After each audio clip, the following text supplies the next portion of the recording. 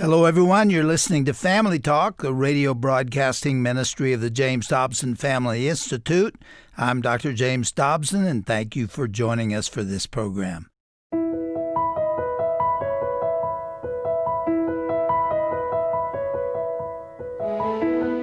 Many families in the past have abandoned public schools, citing their downward trajectory both morally and academically. Also, with COVID-19 canceling school years across the country, more and more parents are now being forced to consider homeschooling. In just a moment here on Family Talk, we'll continue hearing Dr. Dobson's recent conversation on this surprising societal shift. His guests again are Tim Lambert and Jeremy Newman from the Texas Homeschool Coalition. Last time, they looked at homeschooling's origins and how it's grown over the past few decades. They also discussed a vicious article published recently by the Harvard Gazette that attacked this movement. Today, Tim and Jeremy will offer encouragement and support for many parents who have decided to homeschool for the first time. They'll also stress that both moms and dads play a critical role in educating their children. Well, there's lots of great content to get to, so let's pick up where we left off on yesterday's program. We'll begin with Tim Lambert's question about homeschoolers getting plugged in socially and athletically in their communities.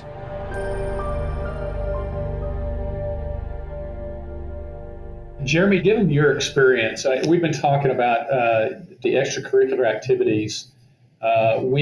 Texas is one of the few states in the nation that does not allow homeschool students to participate in extracurricular activities in public schools, but we're continuing to work to change that. Jeremy, why don't you address that issue?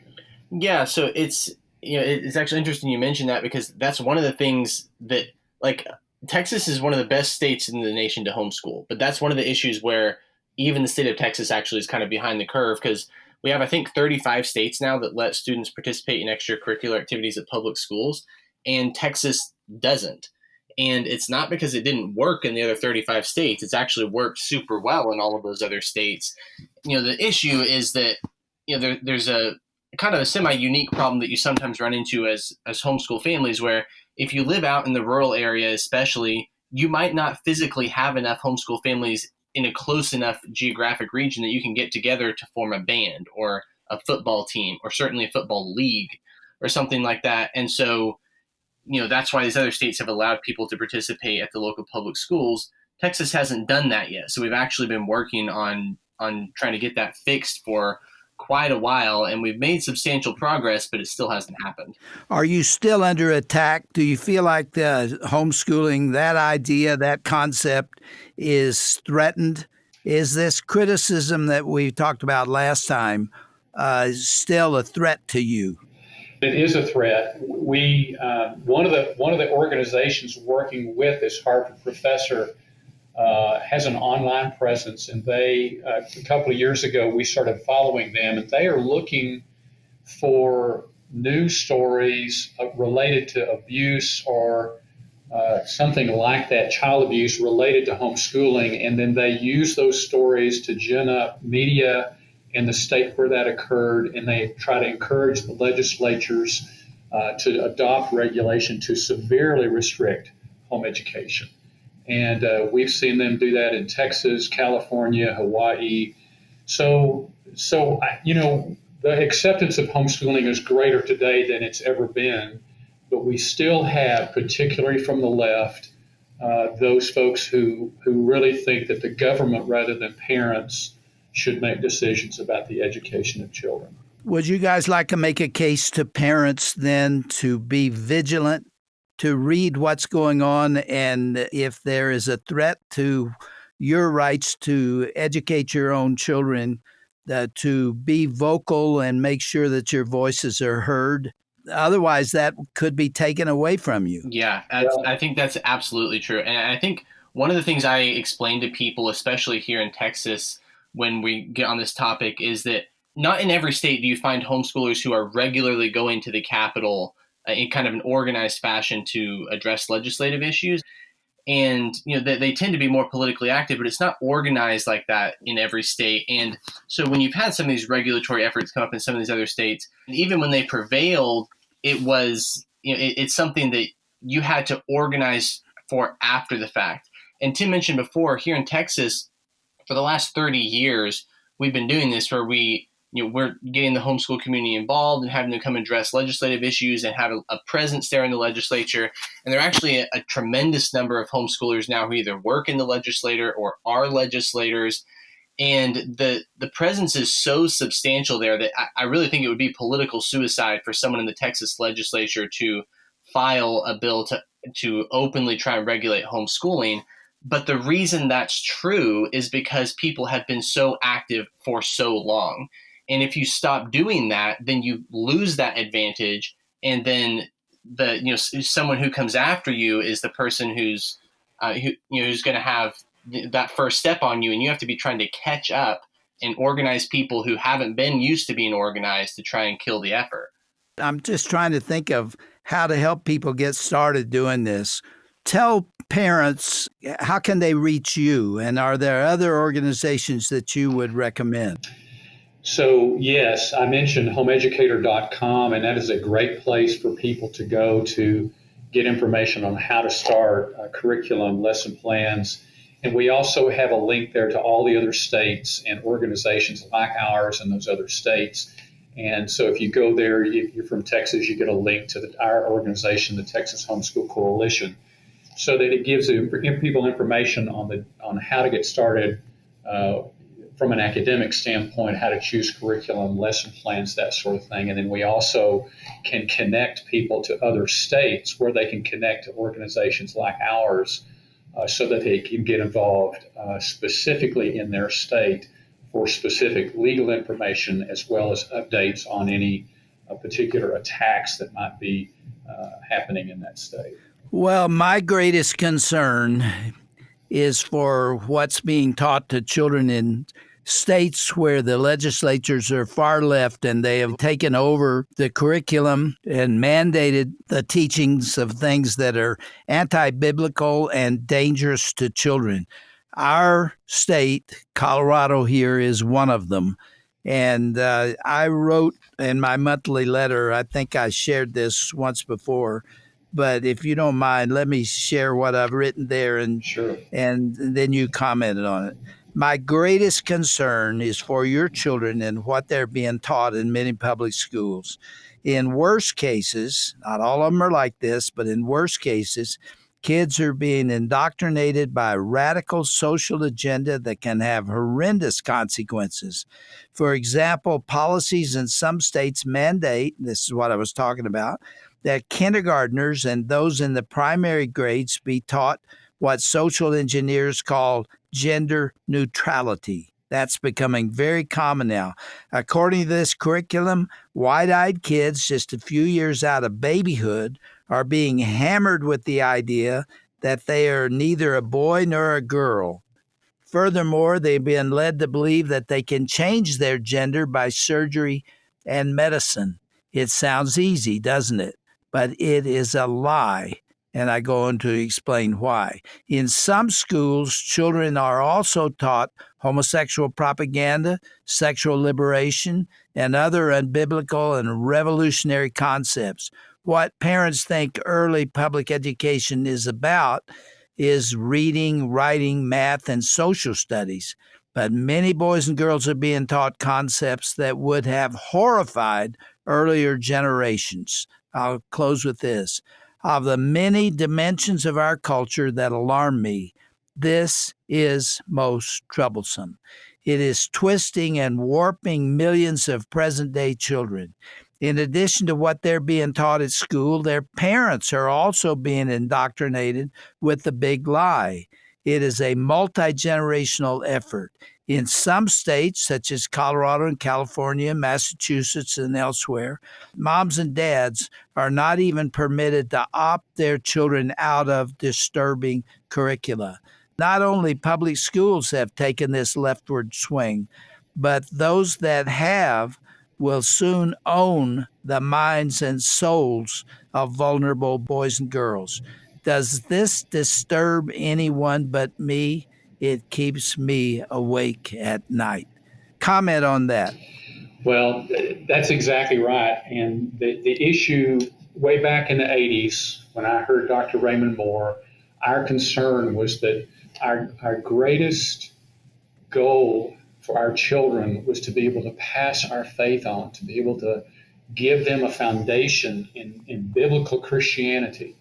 And Dr. Dobson, you know this, it was true then, it's even more true today, that we have a culture that is antithetical to everything we believe, and they want our children. Yeah, there's a tug of war for their souls, isn't it? Exactly. And the reality is that many families, we talked about 40% of the homeschool community is a minority from the minority community, and many families cannot afford private education.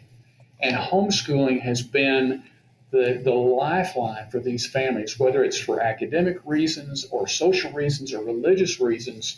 Parents have a fundamental God-given right to direct the care, control, and upbringing of their children. And for many of them, homeschooling is the key to that. And Dr. Dobson, I tell people that the greatest thing we ever did for our children was to decide to take full responsibility and teach them ourselves. And they are wonderful kids going on for the Lord. They're raising wonderful grandkids, and that freedom, that choice, really, I don't think it's an understatement or hyperbole to say that our country may depend for its future on people who are teaching their kids at home. How do low-income families homeschool when many of those families need both parents to work full-time? Well, the reality is what we tell people is, look, don't fall into the trap of thinking that in order for you to homeschool, you have to teach those kids from 8 a.m. to 3 p.m. You know, you can do a lot of education in a short period of time. And when I talk to those single moms or those low-income folks, I always share the story that probably 20 years ago, I met a couple who both worked at the Texas Education Agency, which is our state Department of Education. They both were full-time employees there, and they homeschooled. And I asked them how they did that, and they said, we just do it when we have the time. And so the point I make to people is, if you want to do this, you can do this. And you can do that. Grandparents are doing this for their grandchildren. There are lots of opportunities and ways for people to teach their kids at home that does not require 8 hours a day in front of a computer. Especially modernly, it's not like you have to do this yourself, right? It's not as if you have to wake up and you have to become a master at math and a master at science, and you have to teach your kid for 8 hours. And if you fail in any of those, then your child is going to grow up ignorant. That's not really how it's structured, right? Because there's an entire industry now, frankly, and you can find most of it online, that you can utilize the resources from providers all over the country who have built tools that your kids can use to learn, where you don't have to be the expert. In fact, I tell people when I was homeschooled, pretty much after we learned to read comprehensively, we taught ourselves. And if we had questions, we came and asked my parents. And if they didn't know the answer, we just went and figured it out together. And it's not a requirement that you have a PhD in education. We even mentioned earlier that doesn't really even affect statistically the outcomes for the students. And the other thing is, there are so many people now who homeschool that you can find a community of people to help you with this. And a lot of people have even built co-ops and university model schools around this idea where parents will come together and help each other teach each other's kids. Well, the program began last time with my talking about Dr. Ray Moore, who has become known as the father of the homeschools movement. And he made the point over and over again. I feel like to honor him, I should mention what was really burning in his heart. And it was that early public education in a formalized setting is not necessary. You don't have to start with kindergartners and first and second and third grade. The first time I ever heard this concept, I was in Seattle and I had just spoken, and a woman came up to me and said, "You must read this book." And she was so emphatic about it that I did. It was written by Ray Moore, and the title of it was Better Late Than Early, because children will learn more from their relationship with their parents, going to the grocery store with them. They learn math that way. They are read to by the parents. You don't have to do what you just said, Jeremy, where you have to mimic the public schools with an 8 to 3 p.m. schedule. You don't have to do that. You can do a lot of it at home, and you can do it better one-on-one or 2 or 3-on-1 than you can in a classroom of 25 or 30 kids. I wish Ray were here to make that case himself. He could do it a whole lot better. Well, and that was the thing that really resonated with me 40 years ago when I heard that program. In fact, we bought that book. That was our first homeschool book, Better Late Than Early. And it really is the idea that, some people say that kids catch more than they are taught. And that is certainly true of a lot of things. But we found that trying to replicate that 8 to 3 is just not very successful. And frankly, kids do a lot better in a different approach. Well, that was absolutely contradictory to what I'd been taught at USC in regard to early childhood education, which was my field, or child development. And I was taught that you have to start early, 2, 3, 4 years of age. You must get started or they'll be behind the whole way. That is simply a lie. That's not true. It is not true.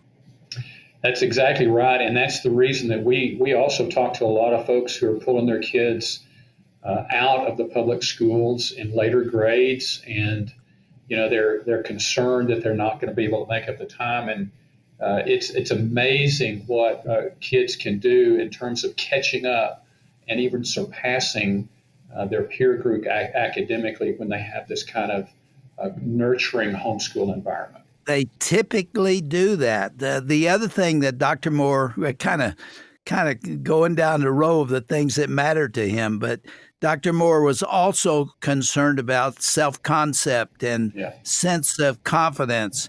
And he talked often about the fact that 5-year-olds, 6, 7, 8-year-olds are very, very vulnerable, and children are vicious. They are often vicious to each other. And they make fun of the one that's different and the one that looks a little different. He has an eye that's not centered or whatever it is. They don't like the freckles on their face. They make fun of them. They make fools out of them. And parents can protect them until they've had a chance to get their legs under them and find out that they are worthy as individuals. That's what, again, really resonated with me. Yeah. Dr. Dobson, I had a conversation with a homeschool leader just a few weeks ago, and she was talking to me about the number of students that joined their little co-op that from the public schools that were just beat down, and how they just blossomed once they were in that safe environment where they were encouraged and supported. And it just goes to really support what you were just saying, that this is not just about academics. It's about nurturing that child and supporting them in their development. And I think it's important for people to also realize that that's kind of the entire reason that the homeschool community has become structured the way it is, that there's so many different ways to structure it, that you have people who basically have completely their own schedule. They make it up from scratch. And then you have other people who kind of get together with other families and they do something jointly. And even people who want something that's, closer to a more structured school, but still has a lot of the flexibility of homeschooling have, we've been talking about university model schools where you kind of do 3 days at school or 2 days at home or something like that. There's just so much variety out there now and so many options for people to choose that, even someone who feels like they have a unique schedule or a uniquely difficult situation, I really would encourage that person to go and look and see what the opportunities are, because someone has done it before them. And there's an opportunity out there that will fit their needs.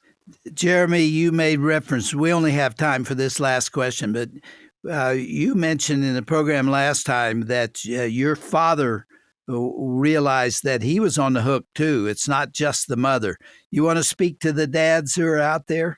Yeah. So this is something that I've always thought was interesting, that, people talk about homeschooling like only the mom does the homeschooling. And I think it's certainly the case that the moms do the vast majority of the heavy lifting there. I don't think it's true if the way you approach it is that the dad, because he works, is somehow unable to help.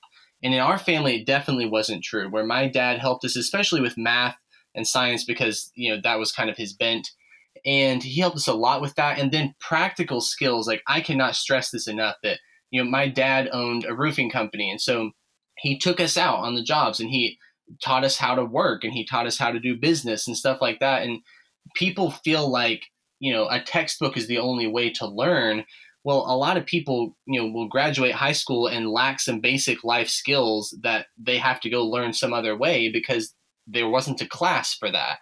Right. And so for homeschool family, you kind of have a unique opportunity where you can make your kids a part of your daily life and teach them how daily life works. And for our family, that was my dad teaching us how to do physical labor, how to do technical labor, and how a business works and how to interact with customers. And it was really invaluable. And I think all of us have used those skills. Well, we're out of time. I just want to say again to those who are listening, I believe in homeschools. I regret the fact that my children were already up in age before homeschooling came along. My wife was a teacher for 5 years. She would have been outstanding at it, but we never got an opportunity to do it because I'd never heard of it. And it was a brand new idea to me. But to those who are listening, if you want to give it a try, there are a lot of people who will help you do it. And I think it'll be the most rewarding thing in your life. And that's what we've devoted the program to today. We've been talking to Tim Lambert, who's president of the Texas Homeschool Coalition. My other guest is Jeremy Newman, who's director of public policy for the Texas Homeschool Coalition. These guys know what they're talking about. Gentlemen, it's been good having you on the program, and we covered a lot of territory. Thank you for being with us for these two programs. Dr. Dobson, thanks for having us. It was an honor to be with you again. We definitely appreciate you guys having us on, and I really enjoyed the conversation.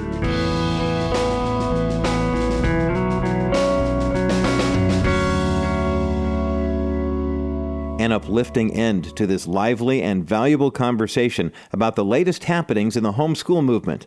I encourage you to learn more about the Texas Homeschool Coalition when you visit our broadcast page at drjamesdobson.org. They are a wonderful advocacy and support group for countless homeschooling families. Also, if you enjoyed this two-part interview, you can request a CD copy on our site as well. Find all this content and much more when you go to drjamesdobson.org. That's drjamesdobson.org. Thanks for listening today. Be sure to join us again for the next edition of Family Talk to hear the wisdom of the late Zig Ziglar. On tomorrow's broadcast, you'll hear Dr. Dobson's classic interview with Mr. Ziglar on the topic of positive parenting. It's an insightful discussion that you won't want to miss. I'm Roger Marsh, and I hope you'll be with us then for the next edition of Dr. James Dobson's Family Talk.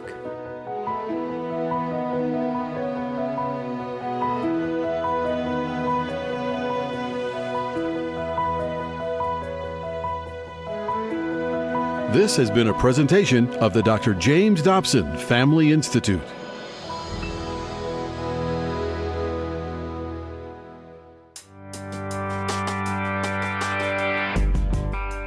This is Dr. Tim Clinton, Executive Director of the James Dobson Family Institute. Thanks for listening today. We hope you found this program helpful and encouraging. Please remember that our ministry is here to serve you and your family. For more information about our programs and resources or to learn how you can support us, go to drjamesdobson.org. That's drjamesdobson.org, or call us toll-free, 877-732-6825. I pray that God will bless you in 2020. We're so grateful for your partnership. We ask you to stand with us and to continue to defend the Christian values in an ever-changing culture.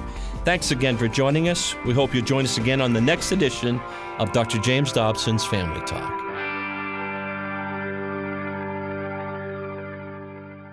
Hey everyone, Roger Marsh here for Family Talk. Where can you go to receive support and advice for you and your family? Family Talk interacts with millions of people every day with inspiring advice and tips from Dr. James Dobson on what matters to you the most.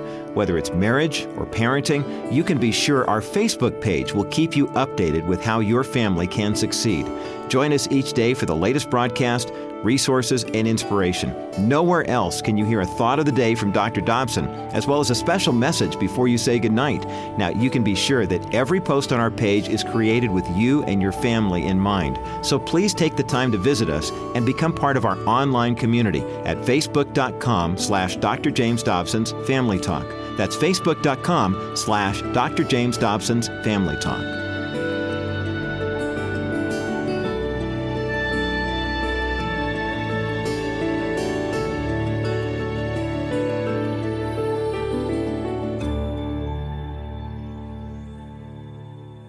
Hello, everyone. Do you need help dealing with the everyday tasks of raising a family? I'm James Dobson here, and if you do, I hope you'll tune in to our next edition of Family Talk. Our main purpose in this ministry is to put tools into your hands that will strengthen your marriage and help you raise your kids. Hope to see you right here next time for another edition of Family Talk.